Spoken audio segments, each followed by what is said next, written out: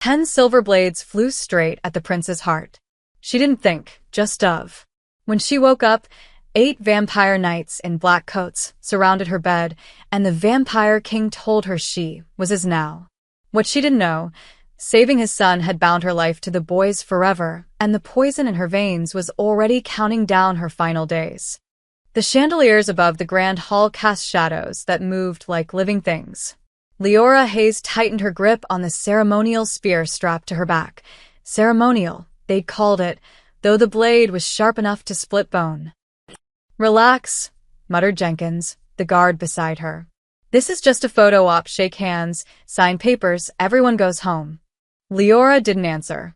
Her eyes tracked the crowd. 200 human diplomats on the left, 200 vampires on the right, and a 10-foot neutral zone down the middle where Ambassador Chen was currently droning through the 17th clause of the peace accord. Nobody was relaxing. The humans kept touching their necks.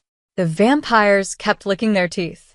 And at the front of the vampire delegation sat a small boy with silver-white hair, swinging his legs because his feet didn't touch the floor. Prince Varian, 10 years old. The only vampire child born in the last 50 years. He looked bored.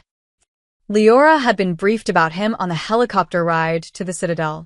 The symbol of the future, they'd called him. Proof that vampires could value life, nurture innocence, coexist peacefully. What they hadn't mentioned was that he had his father's eyes, black as crude oil, old as graveyards, and when those eyes swept across the human side of the room, 3 diplomats actually flinched. "The accord is nearly complete," Ambassador Chen announced, her voice echoing off marble walls. "We stand on the threshold of a new era. Human and vampire, united in." The explosion came from the left balcony. Not fire. Not shrapnel. Movement. A figure in a black mask vaulted over the railing, coat billowing like wings, and Leora's body reacted before her brain caught up. She was already moving when she saw the glint of silver in the attacker's hands. 10 blades, thin as needles, fanned between his fingers like claws. He was 20 feet from Prince Varian. The vampire guards were fast, but they were positioned wrong, angled toward the human delegation because that's where everyone expected the threat to come from. 15 feet. Leora shoved past a diplomat, her boots skidding on polished marble. 10 feet. The attacker's arm snapped forward. The blades flew in a tight cluster, aimed directly at the small boy's heart. Leora didn't think, didn't calculate, didn't even breathe. She dove. The first blade hit her left shoulder. The second punctured her ribs. The third, fourth, and fifth slammed into her chest in a tight triangle. The remaining 5 scattered across her abdomen and thigh, punching through Kevlar like it was tissue paper. She hit the ground in front of Varian's chair, and the world turned white. Not from pain, that came later, rolling over her in waves that blacked out her vision, but from the cold. The blades weren't just silver. They were frozen silver, enchanted with something that made her blood crystallize in her veins. She heard screaming, felt hands on her body, tasted copper. Through blurred vision, she saw the vampire guards tackle the attacker, saw Ambassador Chen shouting orders, saw diplomats stampeding toward the exits. And she saw Prince Varian. He'd climbed down from his chair, was kneeling beside her, his small hands hovering over her chest like he wanted to pull the blades out but didn't know how.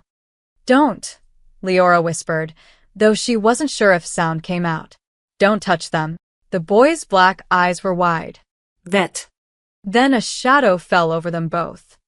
Vampire King Lucien didn't walk. He materialized, like he'd been smoke a second ago and had simply chosen to become solid. He stood 7 feet tall in a black coat that dragged the floor, his face carved from pale marble, his presence so heavy that Leora's lungs forgot how to inflate. He looked at her for exactly 2 seconds. Then he looked at his son. "Are you hurt?" His voice could have stripped paint. Varian shook his head, tears streaming down his cheeks. She jumped in front of. "I saw." Lucien knelt. Up close, Leora could see the veins beneath his translucent skin, black as spider webs. Could smell something like ozone and old libraries. He tilted his head, studying the blades embedded in her torso. "Foolish," he said quietly. Leora tried to answer, but her tongue had gone numb. The cold was spreading from the entry wounds, turning her fingers blue, frosting her eyelashes. She was dying. She'd known at the moment the first blade hit. "Father, help her," Varian begged, clutching Lucien's sleeve. The king's expression didn't change, but something flickered behind those oil-black eyes, something that might have been surprise, or respect, or calculation.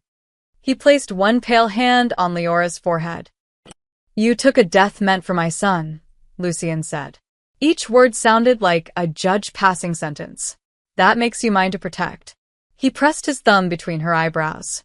Leora felt something crack open in her skull, not bone, but something deeper, something that existed in the space between heartbeats.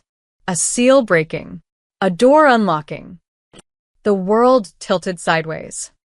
She saw the 8 vampire knights in black coats materialize around her, their faces hidden behind high collars and shadow.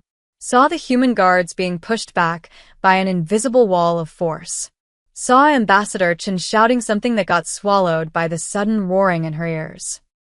Lucien lifted her like she weighed nothing, the 10 silver blades still jutting from her body, frost spreading across her uniform.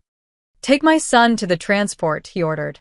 His voice didn't rise, but every vampire in the hall snapped to attention. "Secure the attacker. Seal the citadel."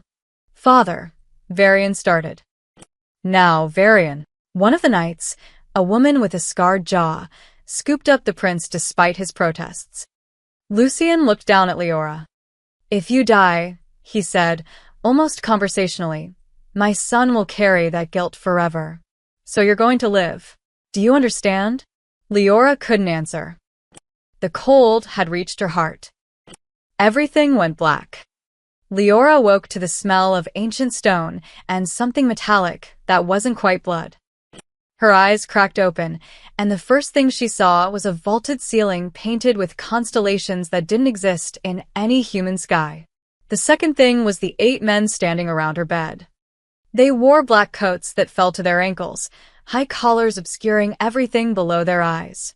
Not one of them blinked. Not one of them breathed. Vampire knights. Leora tried to sit up and immediately regretted it. Pain lanced through her chest, not the freezing agony from before, but something deeper, like her bones had been rewired wrong. "Don't move," the voice came from her left. She turned her head slowly, every muscle screaming protest. Vampire King Lucien sat in a chair beside her bed, arms crossed, one leg draped over the other. He looked exactly as he had at the summit, pale, immaculate, and radiating the kind of power that made the air itself feel heavier. "Where?" Leora's voice came out as gravel. "Where am I?" "The Royal Citadel. My personal wing." Lucien gestured lazily at the marble chamber. "You've been unconscious for 9 hours. The healers weren't sure you'd wake at all." Leora looked down at herself. Her uniform was gone, replaced by a white linen gown. Bandages wrapped her torso, arms, and left thigh, but beneath them, she could feel something wrong. Her skin felt too tight. Her heartbeat sounded too loud. "The blades," she whispered. "Did you remove them?" "No." The word dropped like a stone into still water. One of the knights shifted, a tall man with silver threaded through his black hair. "My lord, perhaps." "She needs to understand," Lucien interrupted. He leaned forward, elbows on his knees, those black eyes fixed on Leora like a predator studying prey. "The weapons used against my son weren't ordinary silver. They were blood-forged, cursed blades designed to dissolve into the bloodstream and poison from within." Leora's hand moved instinctively to her chest. Through the bandages, she could feel raised ridges where the entry wounds had been. But underneath, deeper, she felt something moving, crawling through her veins like frozen worms. "You're saying the blades are still inside me?" "Yes." "Then I'm dead." Most likely, Lucian said it with the same tone someone might use to comment on the weather. Blood-forged silver spreads through the cardiovascular system, calcifying organs one by one. Lungs first, then liver, then heart. You have perhaps 3 days before your body shuts down completely. The chamber fell silent, except for the wet sound of Leora's suddenly panicked breathing. However, Lucian continued, standing smoothly, there is one complication the assassin did not anticipate. He moved to the foot of her bed, and the 8 nights parted like a black sea. When I touched your forehead at the summit, I invoked the Shield-Bearer Oath, an ancient law from the first vampire dynasties. It binds a protector to the heir they've saved, creating a blood mark that ties their life force to the prince's presence. Leora stared at him. What does that mean? One of the knights, a younger man with a scar bisecting his left eyebrow, spoke up. It means you're linked to Prince Varian now, connected through blood magic. Without his proximity, Lucian said, the poison accelerates. Your organs begin to fail, your body rejects the foreign material, and you die screaming. He paused. But when you're near Varian, the mark stabilizes you. His life force suppresses the poison, keeps your organs functioning, allows you to heal slowly. Leora's mind spun. You marked me without asking? You were dying. I made a choice. You took away my choice. Yes, no apology. No regret. Just fact. Leora tried to swing her legs off the bed, but the moment her feet touched the cold marble floor, her vision whited out. Pain exploded in her chest. Not surface pain, but deep, cellular agony, like her blood had turned to glass shards. She collapsed forward. The scarred knight caught her before she hit the ground, easing her back onto the mattress. His hands were ice-cold through the linen. The prince is currently in the East Wing, Lucian said, watching her struggle to breathe. Approximately 400 feet from this chamber. Already, you feel the separation, don't you? Leora pressed her palm to her sternum. Her heart was hammering irregularly. 3 beats, pause. 2 beats, pause. Beneath the bandages, she could feel the silver moving again, spreading like frost across glass. This is insane, she gasped. This is survival. Lucian moved to the door. You have 2 options, Miss Hayes. Stay by my son's side and live, or leave the Citadel and die within hours. That's not a choice, that's a cage. Yes, he paused in the doorway, glancing back. But it's a cage where you're useful, where you have purpose, where my son needs you. Something in his voice made Leora look up. For just a moment, the king's mask slipped, and she saw something raw underneath, something that looked like fear. Varian hasn't stopped asking for you, Lucian said quietly. He watched you fall, watched the blades pierce your body.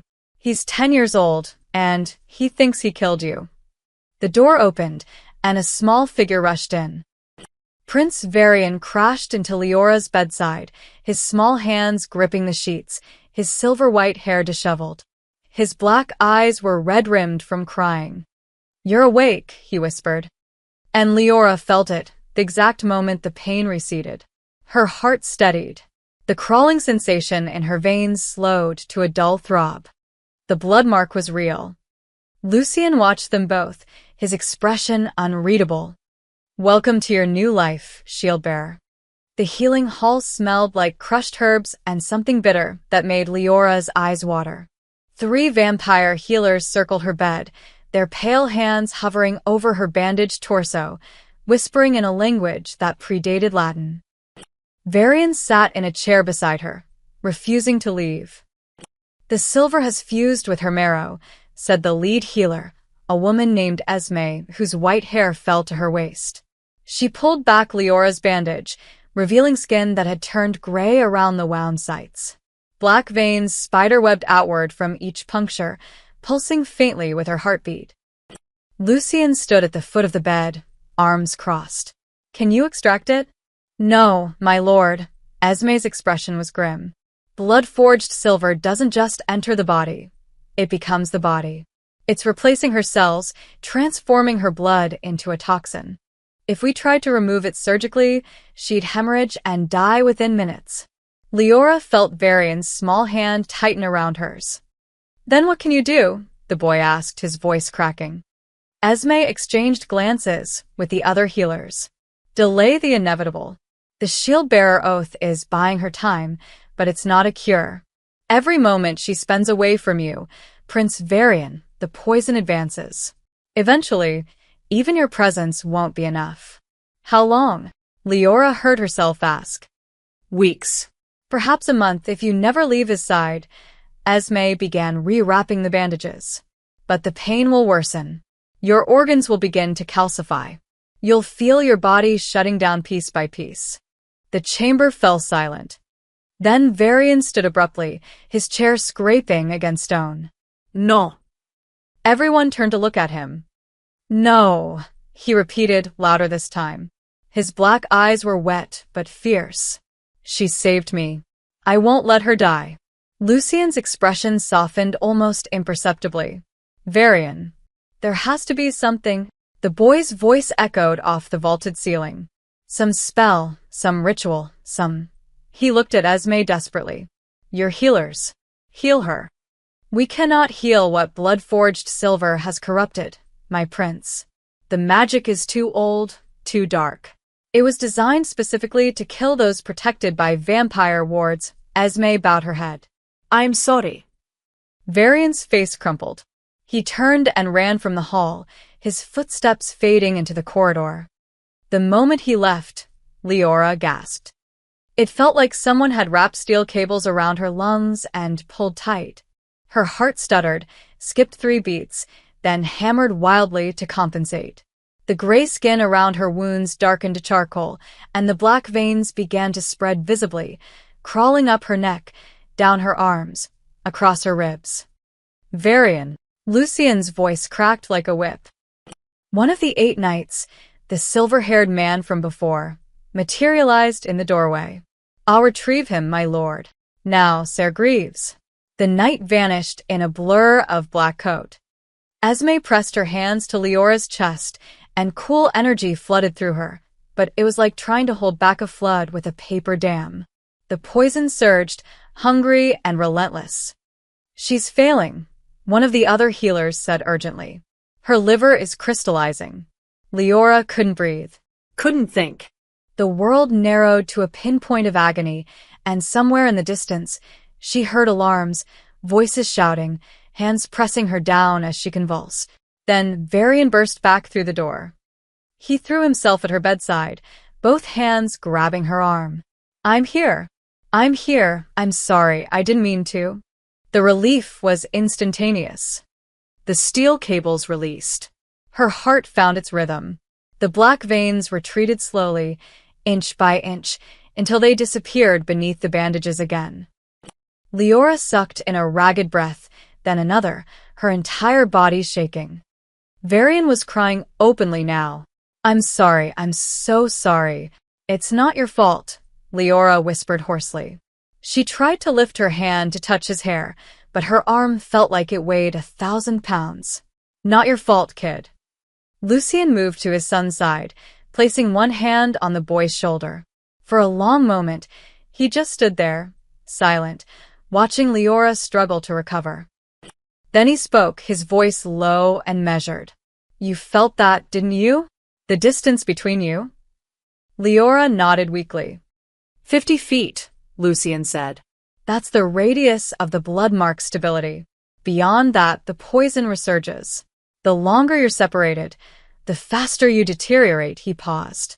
And the more it hurts. So Leora's voice broke. I'm his prisoner. You're his guardian, Lucien's tone hardened. The shield-bearer oath doesn't create slaves, Miss Hayes.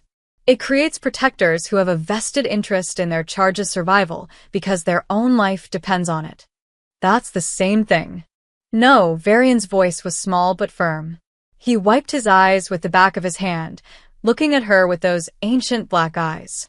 You can still choose. You can still say no. And die in agony. Yes, the boy's honesty was brutal. But it would still be your choice. I won't force you to stay. Leora stared at him, this 10-year-old vampire prince who spoke like he'd lived 1,000 years, who'd just run back to save her even though he'd been overwhelmed with grief. She thought about the 10 blades flying through the air, thought about her body moving on instinct, no hesitation, just pure protective drive. I don't want to die, she said quietly. Varian squeezed her hand. Then stay. Please. Leora looked at Lucien, who watched them both with an expression she couldn't read. I'll stay, she whispered, but not because I have to. Varian smiled through his tears. Why then? She managed a weak smile back. Because someone's got to keep you alive, kid. The council hall was built to intimidate. 12 high-backed chairs arranged in a semicircle, each carved from black obsidian and inlaid with silver sigils that hurt to look at directly. The vampire nobles who occupied them wore ceremonial robes in deep crimsons and purples, their faces pale masks of aristocratic disdain. Leora stood behind Varian's chair, her hand resting on its back for support. Every breath still hurt, and the bandages under her borrowed black tunic felt too tight. Lucien sat at the center, elevated above the others, his presence filling the room like a physical weight. This is unprecedented, declared Lord Theron, a gaunt vampire with hollow cheeks and eyes like frozen amber.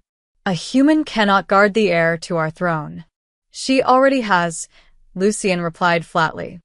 She is marked, hissed Lady Cordelia, a beautiful woman whose smile revealed too many teeth. The shield-bearer oath is an ancient curse, my lord. It corrupts both protector and protected. There's a reason it was forbidden 3 centuries ago. It was forbidden, Lucien said, because weak rulers feared strong guardians. I am not weak, Cordelia. The nobles shifted uncomfortably in their seats.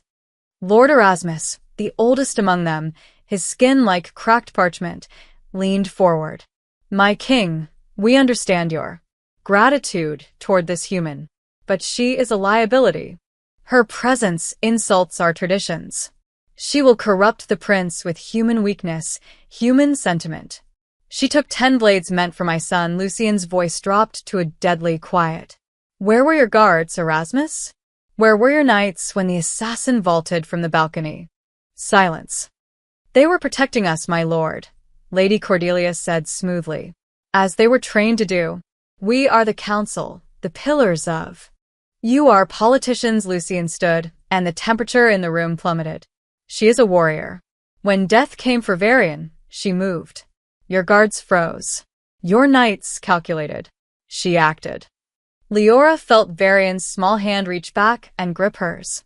She squeezed gently, keeping her expression neutral even as the noble's eyes turned toward her, cold, evaluating, hostile.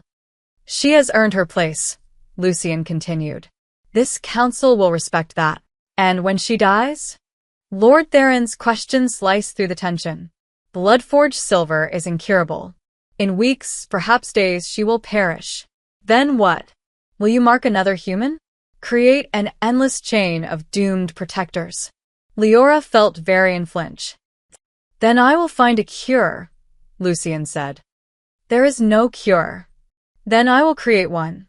The king's eyes flashed red for just a moment. Are we done here? The nobles exchanged glances. Some calculation passed between them, silent and swift. Of course, my lord, Lady Cordelia said, dipping her head. We merely wish to serve the crown's best interest. Then serve by finding the assassin's employer. Lucien waved his hand dismissively. This council is adjourned. The nobles rose, bowing in unison. But as they filed toward the exits, Leora caught the looks they gave her. Not just hostility, something darker. Murder. The corridor outside the council hall was lined with ancestral portraits, their painted eyes seeming to follow Leora as she walked beside Varian. 2 of the 8 knights flanked them, Ser Greaves with his silver hair, and the scarred woman, Ser Kane. They hate me, Leora said quietly. They hate change, Ser Greaves corrected. His voice was surprisingly gentle for someone who could probably snap her spine with one hand. You represent something they cannot control. They're going to try to kill me, aren't they? Yes. The bluntness made Leora stumble slightly. Varian's hand tightened in hers. But they won't succeed, Ser Kane added. Her scarred jaw twisted into something that might have been a smile. The 8 of us have sworn to protect the prince. That now includes protecting you. Why? Leora looked between them. You don't know me. I'm just some human guard who got lucky. You threw yourself in front of 10 cursed blades without hesitation, Ser Greaves interrupted. That's not luck, Miss Hayes. That's devotion. Something these nobles haven't shown in centuries. They turned a corner, and Leora heard voices, hushed, urgent whispers coming from an alcove ahead. Ser Kane's hand moved to her sword. 3 figures emerged from the shadows. Not nobles, but their servants, lesser vampires in gray robes who served the council houses. They bowed quickly when they saw Varian, but their eyes lingered on Leora with naked contempt. Move along, Ser Greaves ordered. They scattered like roaches. What were they talking about? Varian asked, his voice small. Nothing good, my prince. Ser Kane's expression was grim.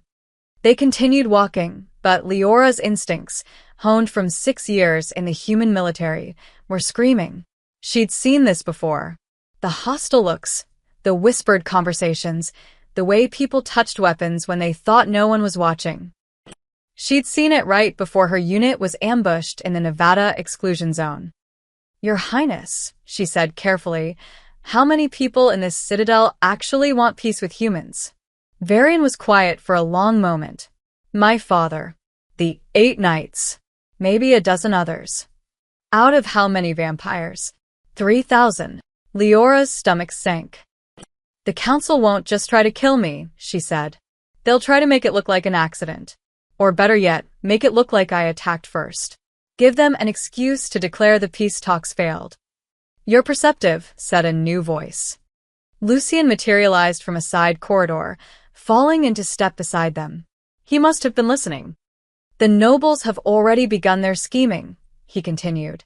I heard Cordelia mention your name 3 times in the last hour, always followed by the word, regrettable.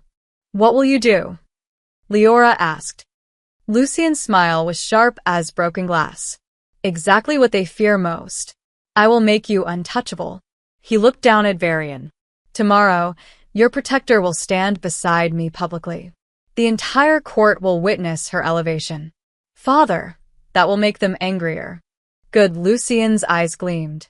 Let them be angry. Let them see what happens when they mistake my mercy for weakness. Leora felt cold despite the blood mark's warmth. She was a chess piece now, being moved into position. But as she looked at Varian's worried face, she realized something. She didn't mind. Midnight in the royal citadel was never truly dark. Enchanted sconces lined the corridors, casting blue light that made shadows stretch and twist like living things. Leora sat in a chair outside Varian's bedroom, her body aching despite the blood mark's stabilizing effect. The healers had given her something for the pain, a thick purple liquid that tasted like rotted flowers, but it barely touched the constant throb in her chest where the silver blades had entered. She was nodding off when she heard it. A whimper, soft and muffled, like someone trying desperately not to make noise. Leora was on her feet instantly, pushing through Varian's door. The prince's bedroom was massive, easily 3 times the size of her old barracks quarters, with a 4-poster bed draped in black silk. But Varian wasn't in the bed. He was curled on the floor beside it, knees pulled to his chest, hands clamped over his ears. No, no, no, he whispered, rocking slightly. Please stop. Please.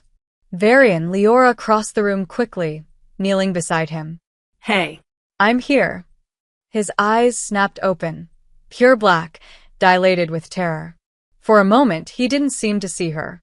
Then recognition flickered, and he lunged forward, wrapping his arms around her waist so tightly she gasped. They won't stop, he sobbed into her shoulder.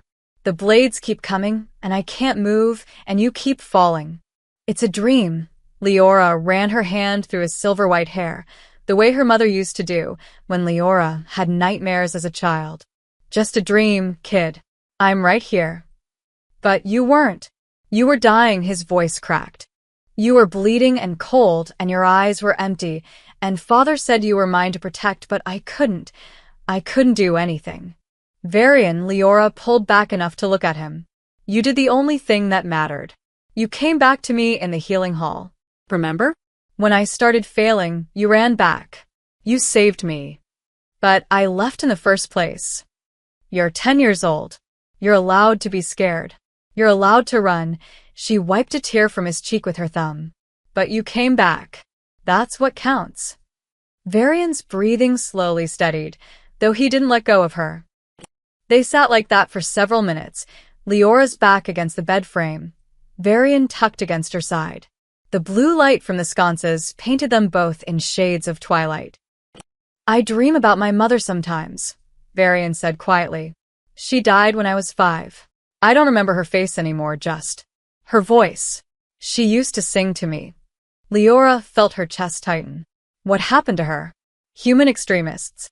They poisoned the water supply during a peace summit, different from the one where you saved me, but similar. His voice was flat, reciting facts to keep the emotion at bay. Father tried to save her.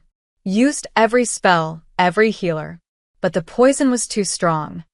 I'm sorry. My older brother died 3 years later. An accident during a hunt. Varian's fingers twisted in the fabric of Leora's tunic. Father says it wasn't an accident. Says the nobles wanted a different heir. Someone they could control. Suddenly, Lucien's fierce protectiveness made terrible sense. He wasn't just a king guarding his legacy.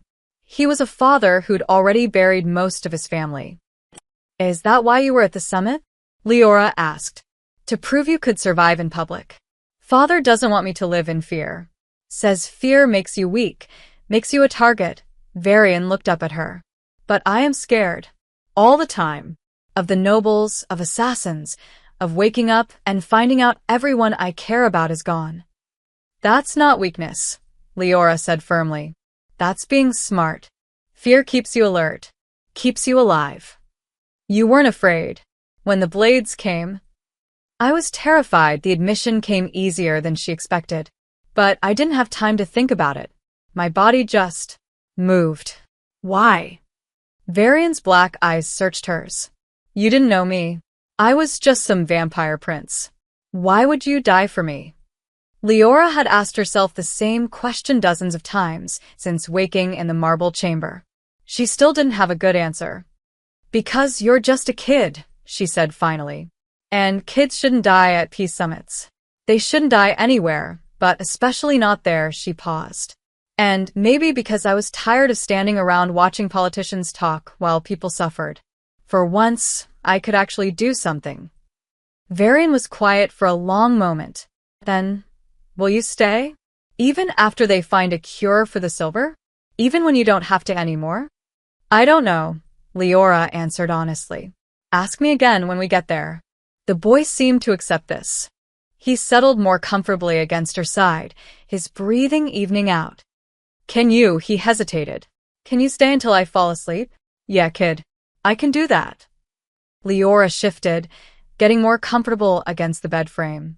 Her ribs protested, the silver poison sending little sparks of pain through her nervous system, but she ignored it. She started humming, some old folk song her grandmother used to sing, back when the world was simpler and vampires were just stories parents told to make children behave. Varian's eyes drifted closed. And in the doorway, barely visible in the shadows, Vampire King Lucien stood watching them both. His expression was unreadable, but his hands, crossed over his chest, were trembling slightly, just enough to be human. Just enough to be a father watching his last child finally sleep without screaming. He met Leora's eyes across the darkened room. She expected anger, or suspicion, or some aristocratic dismissal. Instead, he mouthed 2 words, "Thank you." Then he was gone, melting back into shadow like he'd never been there at all. Dawn broke over the citadel like a wound, red and raw across the horizon. Leora was still groggy from 3 hours of sleep when Ser Greaves knocked on her door. Training grounds, he said simply. The king wants you ready in 10 minutes. Ready for what? To not die. 20 minutes later, she needed extra time to rewrap the bandages that kept bleeding through. Leora found herself in a massive courtyard surrounded by obsidian walls. Combat dummies lined one side, weapon racks the other. At the center stood Lucien, dressed in plain black training clothes that somehow made him look more dangerous than the royal regalia. Varian sat on a stone bench nearby, flanked by 2 of the 8 knights. You're late, Lucien said without turning around. I was bleeding. You'll be doing more of that shortly, he gestured at the weapon racks. Choose something. Leora approached slowly, eyeing the selection. Swords, spears, daggers, all designed for vampire strength and speed. She picked up a standard longsword and immediately regretted it. The weapon weighed at least 40 pounds. Too heavy, Lucien observed. You're thinking like a human soldier. You need to think like someone whose body is half dead and held together by blood magic. That's encouraging. It's realistic. He pulled a different blade from the rack, shorter, curved, with a weighted pommel. This is a falchion. Less about power, more about momentum. Your strength is compromised, so use physics instead. Leora took the weapon. It felt better balanced, though her arms still trembled from the weight. Now, Lucien said, moving to the center of the courtyard. Attack me. What? You heard me, Miss Hayes. Attack. Leora glanced at Varian, who gave her an encouraging nod, then back at the vampire king standing casually with his arms at his sides. This was insane. She lunged anyway.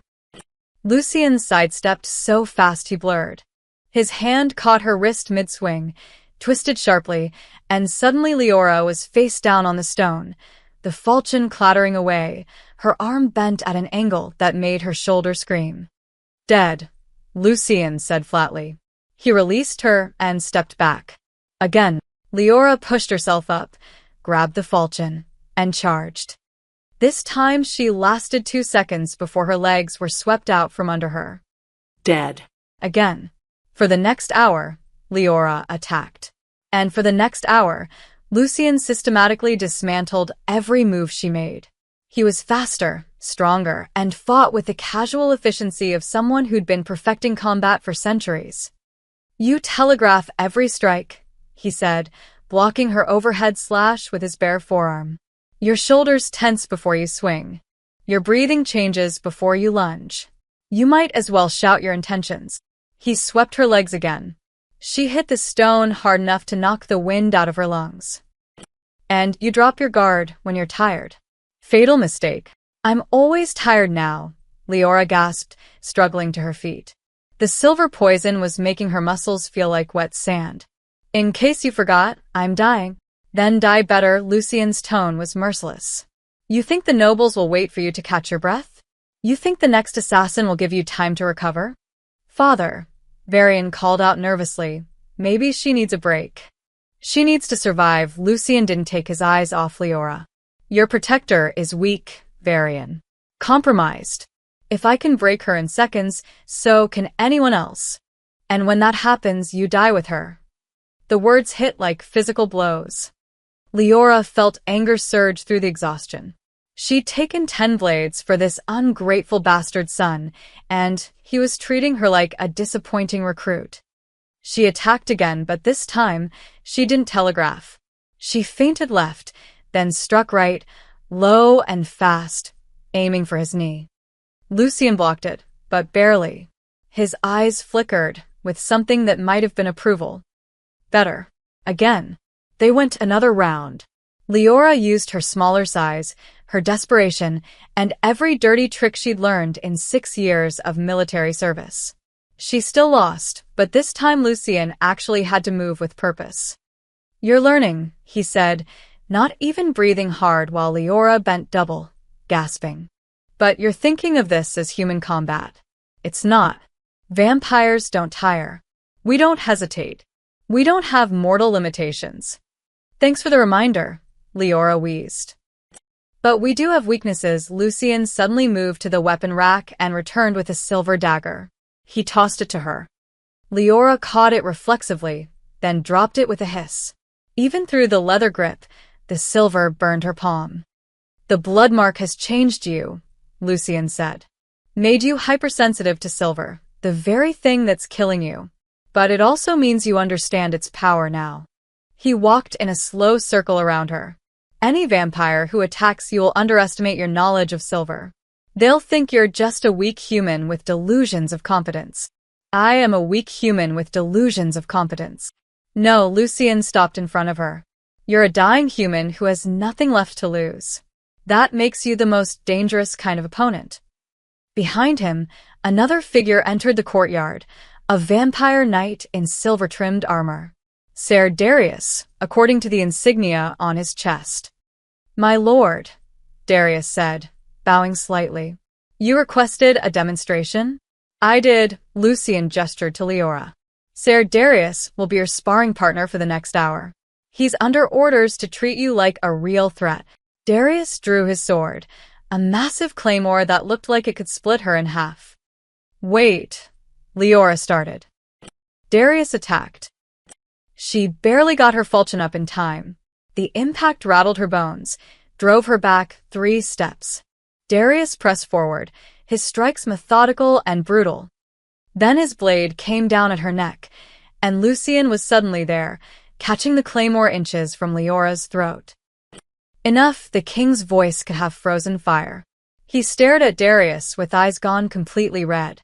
I said treat her like a threat, not an execution. Darius paled and stepped back quickly. Lucian held the claymore for a moment longer, then released it. Anyone who truly threatens her, he said, his gaze sweeping the courtyard, answers to me. Is that clear?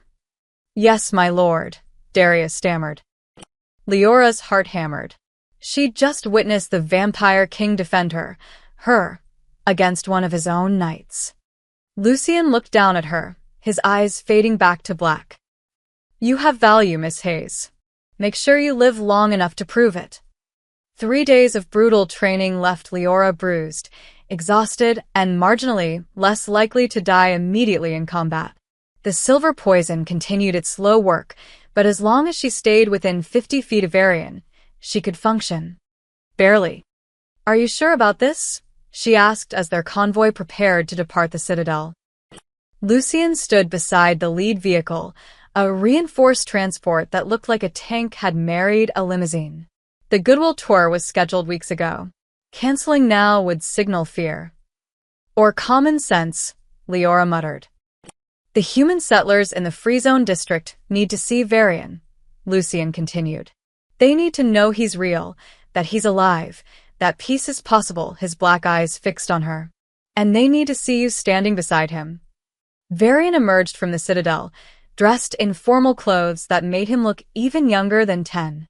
4 of the 8 knights surrounded him. Ser Greaves, Ser Kane, and 2 others Leora had learned were named Ser Vex and Ser Thorn. The convoy rolled out at dawn. The Free Zone district sat on the border between vampire and human territory, a compromised zone where both species could live, trade, and theoretically coexist. Theoretically being the operative word. As they approached, Leora saw the settlement sprawling across the valley. Prefab housing, solar panels, water purifiers, and a massive wall that separated it from the wilderness beyond. Thousands of humans had relocated here after the war, trying to build lives in the shadow of vampire rule. The convoy stopped at the central plaza, where a crowd had already gathered. Stay close, Ser Greaves murmured as Leora stepped out with Varian. The crowd's reaction was immediate, a wave of whispers, pointing fingers, hostile stares. But not at Varian.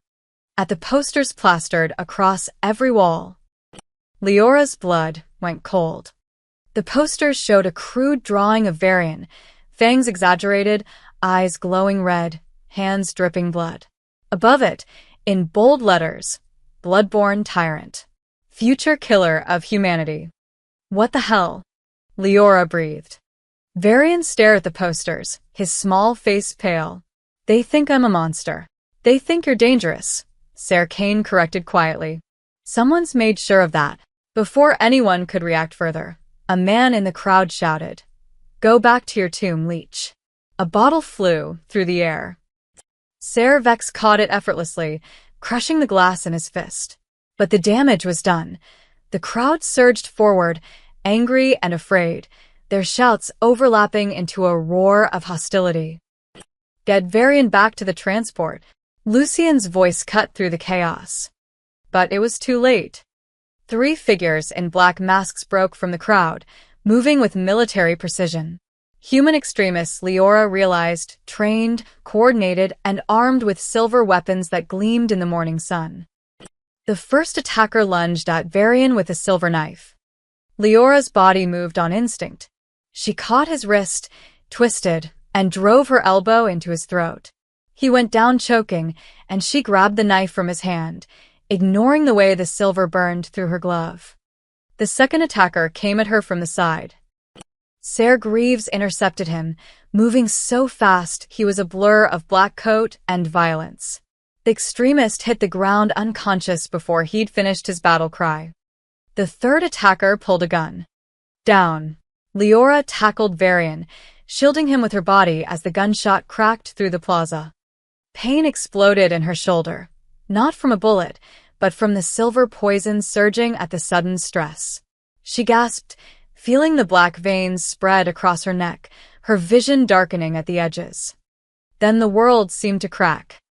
Lucien appeared in the center of the plaza, like a god of wrath materializing from nothing.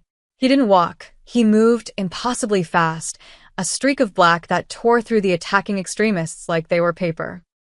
The one with the gun found his weapon crushed to fragments. The masked figures who'd thrown bottles found themselves lifted off their feet by invisible force. And when Lucien's eyes swept across the crowd, burning red, ancient, and absolutely merciless, everyone stopped. The plaza fell silent. "My son," Lucien said, his voice carrying across the square without shouting, "is 10 years old. He has never taken a human life. Never ordered an execution. Never even raised his voice in anger." He gestured at the posters. "These lies are meant to divide us. To poison your minds against peace." He moved to where Leora still covered Varian, kneeling beside them. "But this woman, this human, took 10 blades meant for him. She's dying because she chose to protect a vampire child she'd never met." Lucien's gaze swept the crowd. "If she can sacrifice herself for my son, what does that say about your hatred?" A woman in the crowd, older, with gray hair and work-worn hands, stepped forward hesitantly. The posters said he was dangerous, that he'd be worse than his father. "I will be worse," Varian said suddenly, his young voice steady despite the tears on his cheeks. "Worse to anyone who hurts people I love. Worse to anyone who spreads lies. Worse to anyone who thinks children should die for what their parents are." The woman blinked, surprised by his honesty. "But I won't hurt people just for being human," Varian continued. "My mom was killed by humans who feared vampires. My brother died because vampires feared change. I'm tired of fear. Aren't you?" Silence stretched across the plaza. Then the gray-haired woman knelt. "I'm sorry, Your Highness." One by one others followed, not everyone but enough. Enough to matter. Leora felt Varian's hands squeeze hers as they stood. But as the crowd dispersed and the knights secured the extremists, she caught sight of something that made her stomach drop. One of the masked attackers had an insignia on his collar, a silver rose, the symbol of House Cordelia. The vampire nobles hadn't just sabotaged the visit. They'd armed human extremists to kill their own prince. Leora met Lucien's eyes across the plaza and knew he'd seen it too. The real war was just beginning. The throne chamber was colder than Leora remembered. Or maybe it was just the rage radiating from Lucien as he stood before the assembled council, the silver rose insignia laid out on a velvet cloth at his feet. "Explain this," he said quietly. Too quietly. Lady Cordelia didn't even glance at the insignia. "I cannot be held responsible for every piece of jewelry in circulation, my lord. The silver rose is a common symbol. Among your house guards," Lucien's voice dropped another degree. Specifically, among the personal retinue you stationed at the Free Zone District 3 days before our visit. The nobles shifted uncomfortably in their obsidian chairs. Are you accusing me of treason? Cordelia's smile was razor-sharp. How bold. I'm accusing you of arming human extremists to murder my son. Lucien picked up the insignia, letting it dangle from his fingers. 3 attackers, all carrying weapons forged in vampire smithies, all trained in combat techniques taught exclusively to noble house guards. Lord Theron cleared his throat. Even if true, my lord, one could argue the human woman's presence incited the violence. She is a symbol of... Finish that sentence, Lucien interrupted, and I will remove your tongue. Theron went silent. Leora stood beside Varian near the throne, her shoulders still throbbing from where the silver poison had flared during the attack. She could feel every eye in the chamber on her, measuring, calculating, hating. The human is a liability, Lord Erasmus said, his ancient voice like grinding stone. Her presence at the prince's side violates centuries of tradition. She insults our culture, our sovereignty. She saved his life. Lucien's words could have cut glass. Once. Through luck, Lady Cordelia leaned forward. But how many more times, my lord? How many more attacks will she survive? She's dying already. The blood-forged silver sees to that. And when she finally succumbs, what then? Will you mark another human? Create an endless parade of shield-bearers? If necessary, the admission sent a ripple through the council. You would bind us to humans indefinitely? Cordelia's voice rose. Make them integral to our royal succession? My lord, this is madness. This is necessity. Lucien descended the steps from his throne, and the nobles instinctively leaned back. You speak of tradition, but traditions die when they stop serving their purpose. My son needs protection. Miss Hayes provides it. That is all that matters. She makes us look weak. Theron burst out. A human guarding our heir? The other vampire kingdoms are laughing at us. Let them laugh. Lucien's smile was venomous. While they mock, we survive.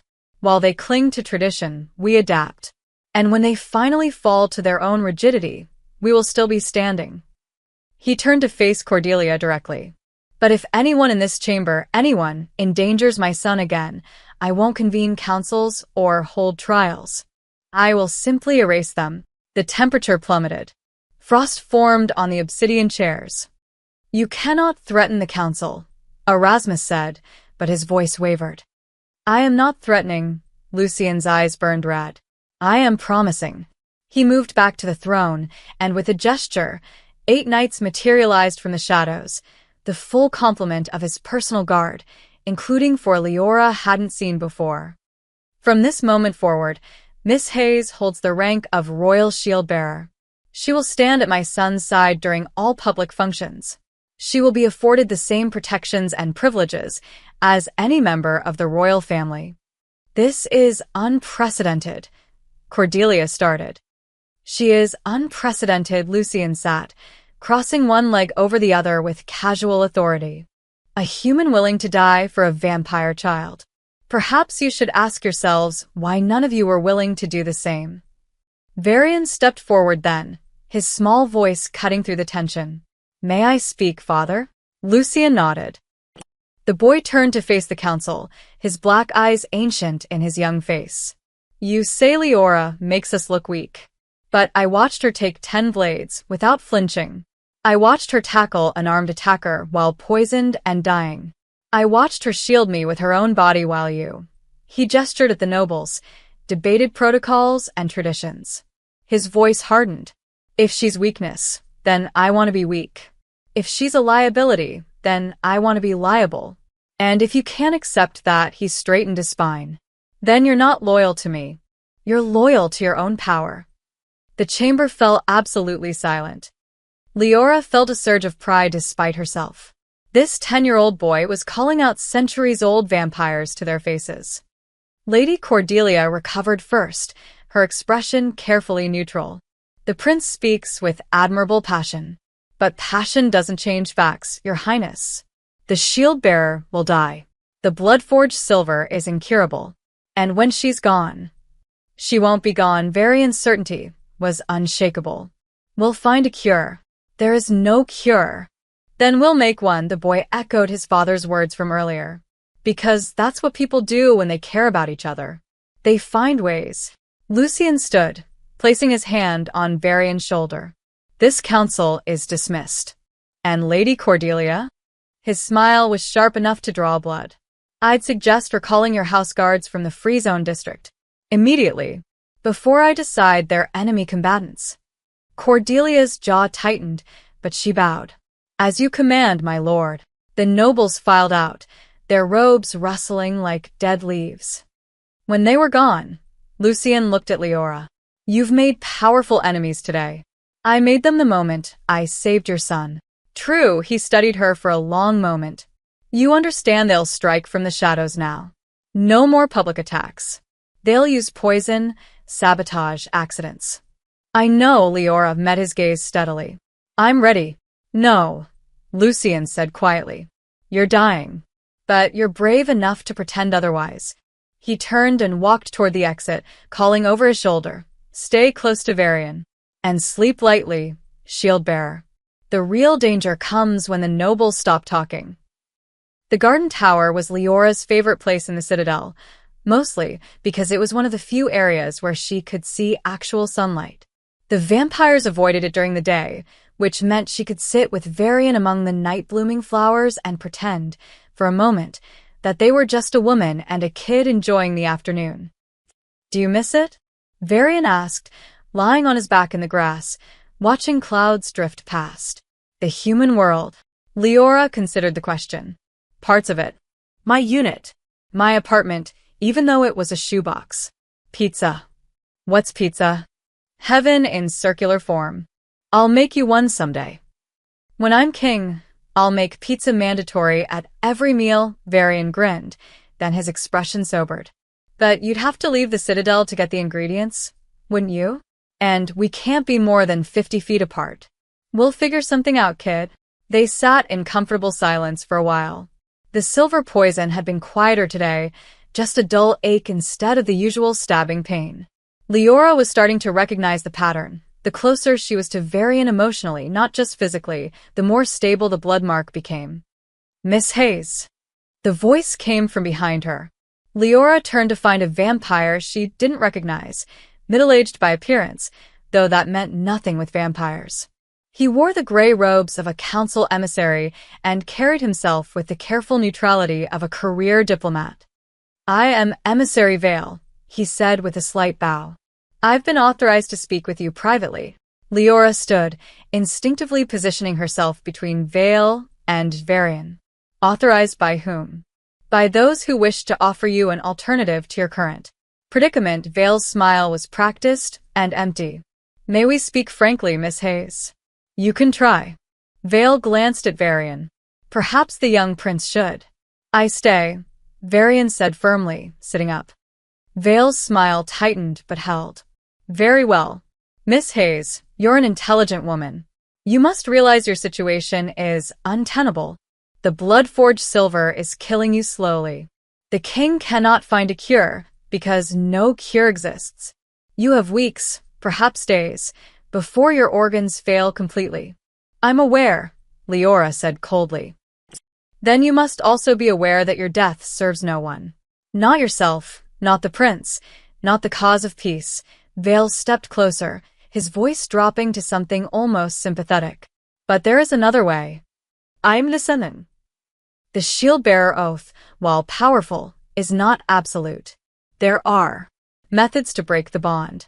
Ancient rituals, long forgotten by most, but preserved in certain archives. Vale's eyes gleamed.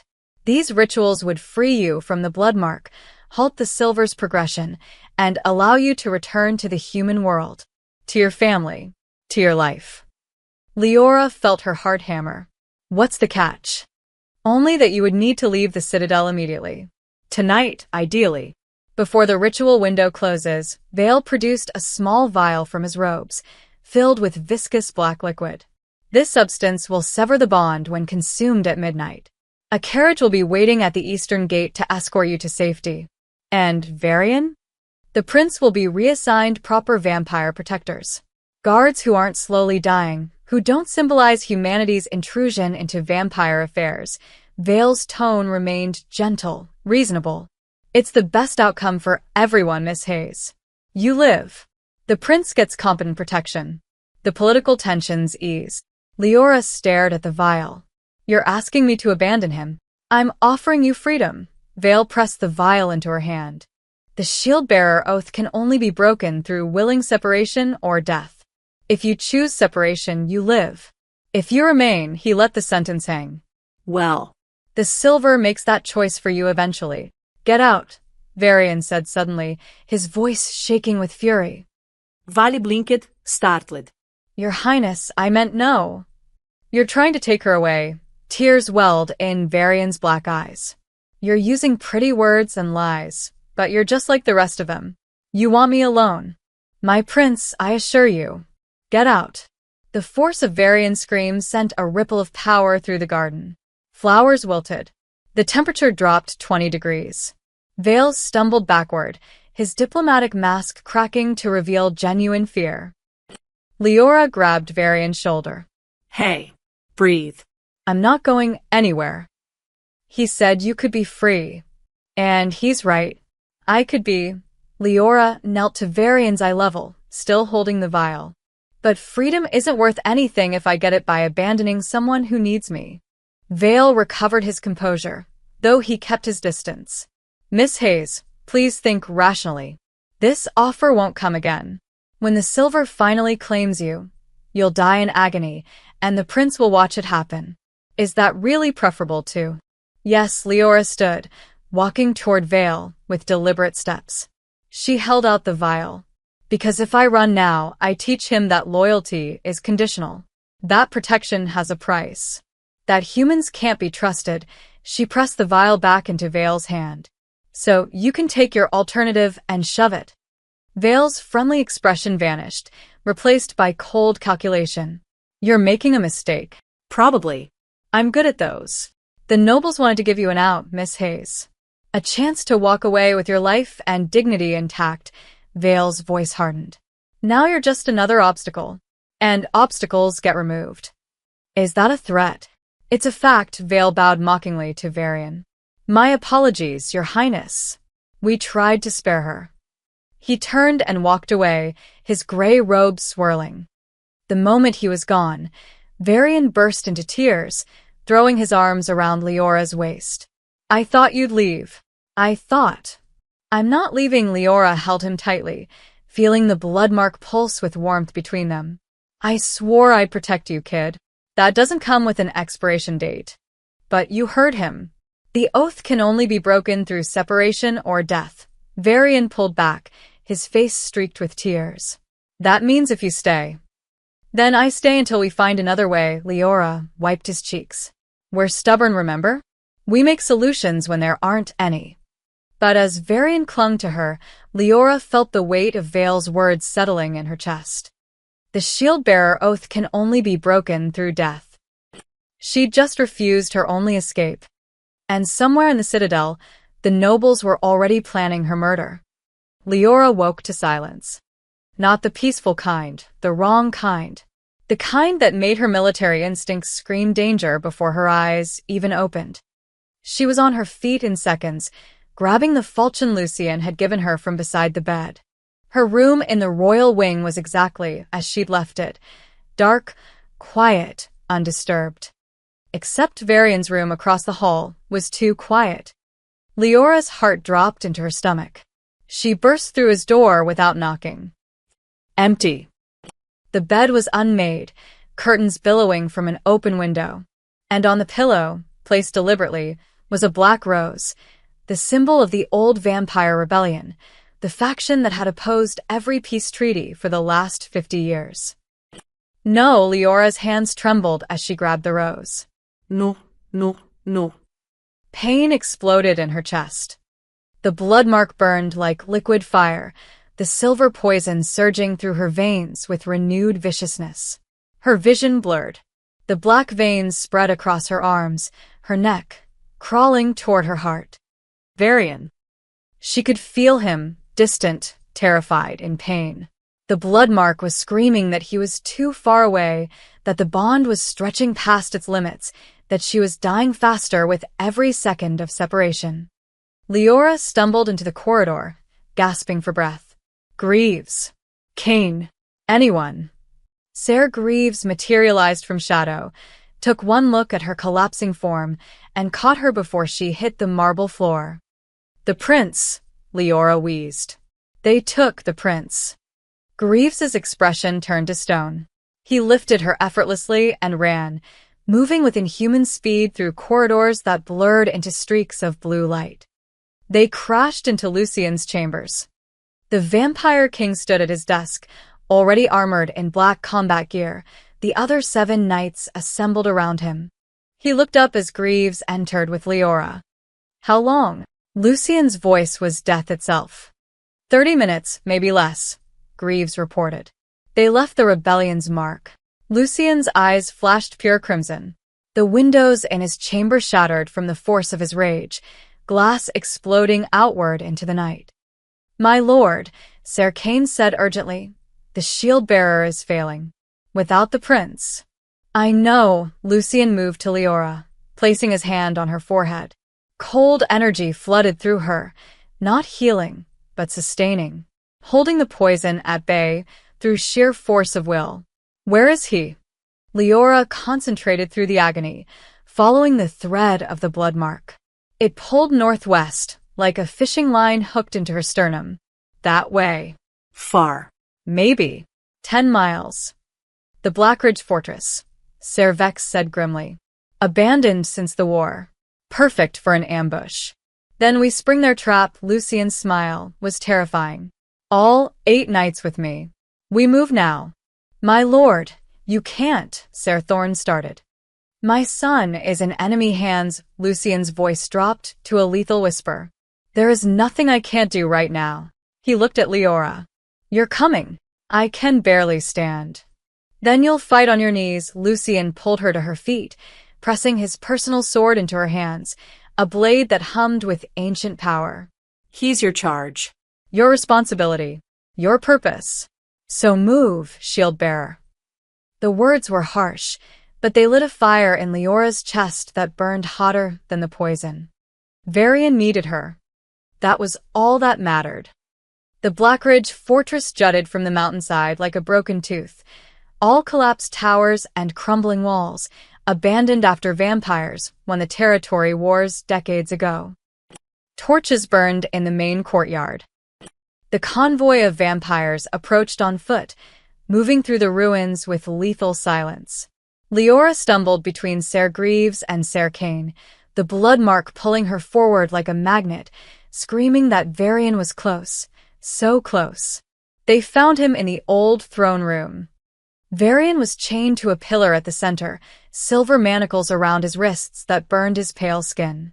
6 vampires surrounded him, all wearing the gray robes of noble house servants, all armed with silver weapons. And standing at the front was Lady Cordelia herself. Lucien, she said pleasantly, as if greeting him at a garden party. Right on time. Release my son. Lucien's voice could have shattered mountains. Or what? You'll kill me? Kill all of us. Cordelia gestured at the vampires flanking her. We represent 3 of the 5 great houses. Execute us, and you'll have civil war by morning. Then I'll have civil war. Lucien took a step forward, and the temperature dropped so fast that frost formed on the stone floor. Release. My son. He's safer here than with a dying human as his protector. Cordelia's eyes found Leora. Look at her, my lord. She can barely stand. The silver is eating her alive. And you've bound her heir's life to that. Leora felt the poison surging, her vision darkening. She was maybe minutes from complete organ failure.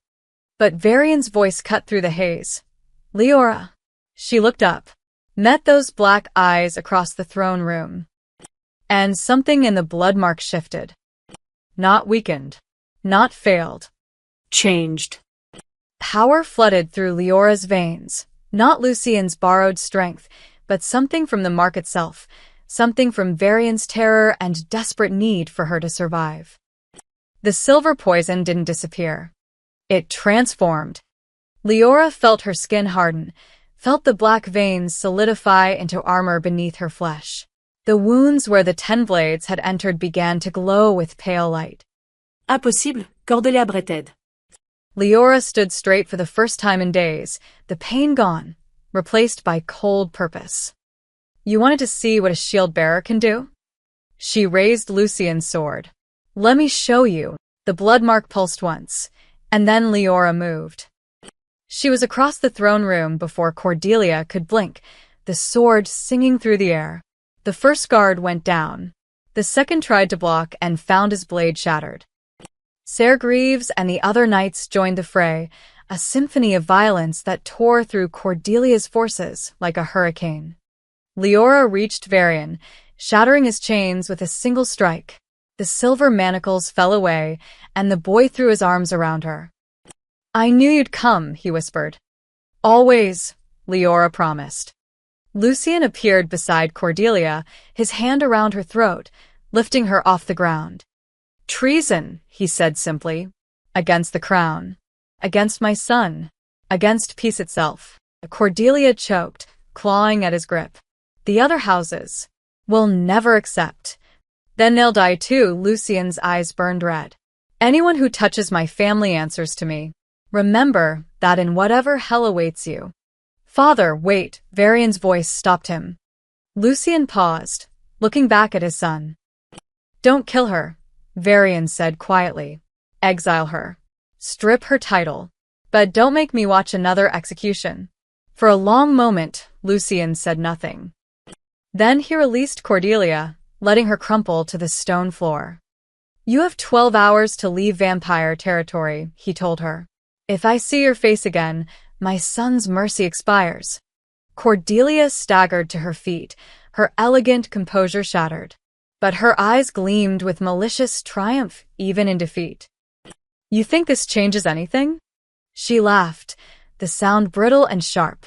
Look around you, Lucien. This fortress, this ambush, it was never about killing the boy. Leora's enhanced senses caught movement in the shadows. Too much movement. It was about proving a point, Cordelia continued, backing toward a doorway. That humans and vampires can never coexist. That your precious shield-bearer is an abomination. The walls exploded. Dozens of figures poured into the throne room, not vampire nobles, but human extremists. The same faction that had attacked at the Free Zone district, now armed with military-grade weapons and silver-tipped ammunition. You armed them, Lucien said, his voice deadly quiet. You gave humans the means to kill vampires. I gave them purpose, Cordelia smiled viciously.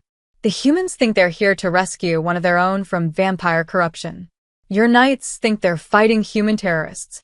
And when the bloodshed is over, when both sides have committed atrocities, peace dies forever. She vanished through the doorway as the fighting erupted. Gunfire shattered the ancient stone. Ser Vex took 3 silver bullets to the chest and went down. Ser Thorn grabbed Varian, shielding him as the human extremists advanced. You're being used, Leora shouted at the attackers.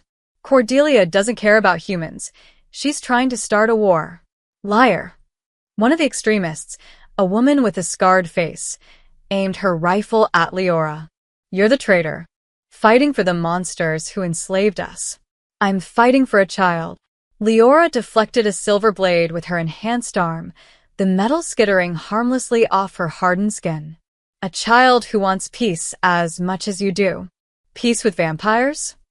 The scarred woman spat. They're predators. Killers. They'll never see us as equals. A burst of gunfire forced Leora to dive behind a pillar with Varian. The blood mark pulsed between them, stronger now, almost sentient. They're not listening, Varian said, his voice small. Then we make them listen, Leora looked at the boy. Can you do that thing you did in the garden? The power surge. I don't know how I did it. Feel it. The bond between us, Leora pressed her hand to his chest. We're connected. Your fear, my strength, it flows both ways. Use it. Varian closed his eyes. concentrating. The blood mark flared. Light exploded from Varian's body, not vampire red, but something else. Silver white, bright as dawn, radiating outward in a pulse that knocked everyone to their knees. The fighting stopped. In the sudden silence, Varian stood, that impossible light still glowing around him. Enough! His voice echoed with power far beyond his years. You want to kill vampires? You want to kill humans? Fine. Start with me. He walked into the center of the throne room, arms spread wide. I'm half vampire, half human blood in my veins. My mother was human. My father is vampire. I'm what you all fear, proof that the species can mix, can love, can create together. Tears streamed down his face, but his voice never wavered. So if you want war, if you want genocide, you have to kill me first. Because I won't let you destroy what my mother died believing in. The scarred woman lowered her rifle slowly, staring at him. Your mother was human. Eleanor Hayes, Lucian said, stepping forward to stand beside his son. His voice was raw with old grief. She was a doctor, a pacifist. She healed both human and vampire during the war. He looked at the extremists. And she was murdered by people like you, people who couldn't accept that love transcends species. The name hit Leora like a physical blow. Hayes. Lucian met her eyes. You have her surname. Her green eyes. Her stubborn nobility. His expression was unreadable. Did you think I invoked the shield-bearer oath randomly? That I'd trust my son's life to just anyone? You knew, Leora whispered. You knew we were related. Second cousins, according to my research. Eleanor's family scattered after her death, trying to escape the stigma of her marriage to me. Lucian's voice softened. When I saw you throw yourself in front of those blades, I saw her. The same instinct, the same sacrifice. The revelation rippled through the throne room. Human and vampire alike stood frozen, processing this new reality. The scarred woman dropped her rifle entirely. You're telling us the prince is half human? I'm telling you, Lucian said, that we're all trapped in the same cycle of hatred our ancestors created. We can continue it, or we can choose something different. He gestured at Leora. She chose. Mais sans chose. Now you choose. One of the vampire knights, Ser Greaves, lowered his weapon. Then another. Then another. Slowly, the human extremists did the same. The scarred woman approached Varian, kneeling before him. I lost my daughter to vampire raids. I wanted revenge so badly, I couldn't see past it. She looked up at him with wet eyes. But you're just a kid. And if she were alive, she'd be ashamed of what I've become. Varian knelt too, taking her hands. Then help me make sure no more daughters die. On either side. The woman nodded, sobbing. Leora felt the blood mark settle, the silver-white light fading to a warm glow. The transformation she'd experienced, the armored skin, the enhanced strength, was receding, but not completely. The mark had permanently changed her. Made her something new. Something between human and vampire. A true bridge. Lucian placed his hand on her shoulder. Family protects family, he said quietly. Even family we didn't know we had. Leora looked at Varian, her distant cousin's son, her charge, her purpose. Yeah, she said. We do. The throne room of the Citadel was packed with witnesses, human diplomats on one side, vampire nobles on the other, and a neutral zone down the middle where history was about to be rewritten. 10 days had passed since the Blackridge Fortress. 10 days of investigations, trials, and executions.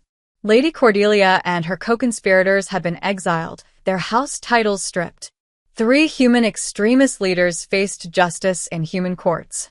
And the remaining nobles had been given a choice: accept the new order or join the exiles. Most chose survival over pride. Now Leora stood before Lucian's throne, Varian beside her, while the 8 knights formed an honor guard around them. Lucian rose, his black robes trailing across marble that still bore scorch marks from the assassination attempt. His voice carried across the assembled crowd without amplification. For 3 centuries, the shield-bearer oath was forbidden, deemed too dangerous, too binding, too likely to corrupt both protector and protected. He descended the steps slowly. But my son lives because a human woman invoked that ancient bond. Because she chose sacrifice over safety. He stopped before Leora, producing a rolled parchment sealed with royal insignia. Today, I issue a new decree. Lucian broke the seal, letting the parchment unfurl. Henceforth, humans may serve as royal guardians. The shield-bearer oath is no longer forbidden law but honored tradition. Species will not determine worth. Only action, only loyalty, only courage. Murmurs rippled through both sides of the room. Furthermore, Lucian continued, his eyes sweeping the crowd, any attack against a shield-bearer will be treated as treason against the crown itself. Miss Leora Hayes, distant kin to my late wife Eleanor, is hereby granted the rank and protections of the royal family. He placed one hand on Leora's shoulder, and she felt the blood mark pulse with warmth. The silver poison that should have killed her has transformed. The bond she shares with my son has rewritten her biology, made her something unprecedented. Neither fully human nor vampire, but a bridge between both. Lucian's voice softened almost imperceptibly. A symbol of what we might all become if we choose courage over fear. Leora's hands trembled. The transformation was permanent. The healers had confirmed it. The silver in her veins had fused with the blood mark, creating a new kind of physiology. She would live as long as Varian lived, age as slowly as he aged, exist in the space between species. She'd become the very thing the nobles feared most, proof that the boundaries could be crossed. "Kneel," Lucian commanded gently. Leora dropped to one knee, and Varian moved to stand beside his father. The 10-year-old prince produced a silver medallion, the royal seal, remade with a new symbol. Not just the vampire crown, but a crown intertwined with a human sword. "Leora Hayes," Varian said, his young voice steady and clear, "you saved my life when death came for me. You stayed when offered freedom. You fought when others fled. You chose love over fear, duty over comfort, hope over despair." He placed the medallion around her neck. "I name you shield-bearer of House Rothaven, my protector, my family, my friend." Varian's black eyes, so like his father's, so like his human mother's, shone with tears. "And when I am king, you will stand beside me. Not behind me, not beneath me, beside me." Leora felt her own tears fall. "I swear it, Varian. I'll stand with you. Always." Varian pulled her into a fierce hug, and the blood mark flared bright enough that everyone in the throne room could see it, a silver-white light that connected prince and protector, vampire and human, past and future. When they separated, Lucian addressed the crowd once more. "This is our choice. Our path forward." His gaze swept the vampire nobles. "Those who cannot accept it may leave with honor. But those who remain will build something new. Not human dominance. Not vampire supremacy. But partnership." He looked at the human diplomats. "We will stumble. We will fail. We will face hatred from both our peoples. But we will not surrender to the cycles that destroyed previous generations." Ambassador Chen stepped forward from the human delegation, her expression solemn. "The human coalition accepts these terms, Your Majesty. And we offer our own pledge. Any human who attacks vampire citizens will face the harshest penalties under our law. We will police our own extremists." One by one, the vampire nobles rose and bowed, some enthusiastically, some reluctantly, but all in acceptance. The peace accord that had been interrupted by assassination was finally, truly signed. That night, Leora found Varian on the garden tower balcony, staring at the stars. "Can't sleep?" she asked, joining him. Too excited, Varian grinned. "Did you see Lord Erasmus's face when father made you family? I thought his head would explode." Leora laughed. "Probably still might." They stood in comfortable silence, watching the lights of both human and vampire settlements twinkling in the valley below. Somewhere down there, Eleanor Hayes's legacy was being reborn, not in bloodlines or tradition, but in the simple act of choosing to protect rather than destroy. Leora? Varian's voice was soft. Do you regret it? The blood mark, the transformation, giving up your normal life? She considered the question honestly. The silver still pulsed in her veins, not poison anymore, but power. She'd never age normally, never return to purely human existence, never escape the bond that tied her to this boy. But when she looked at Varian, this brave, broken, hopeful child who'd lost so much and still chose kindness, she knew her answer. No, Leora said, pulling him close. I don't regret a single blade. Varian smiled, leaning against her side. Good, because you're stuck with me for about 800 years. Only 800? I was hoping for at least 1,000-inch. His laugh echoed across the garden, bright and clear and alive. And for the first time in centuries, the Citadel felt like it might actually be a home, where humans and vampires could coexist, where a shield-bearer could stand beside her prince, where peace wasn't just a treaty signed on paper, but a promise kept in blood, in sacrifice, and in the unshakable belief that love was stronger than fear. The future was uncertain, but they would face it together.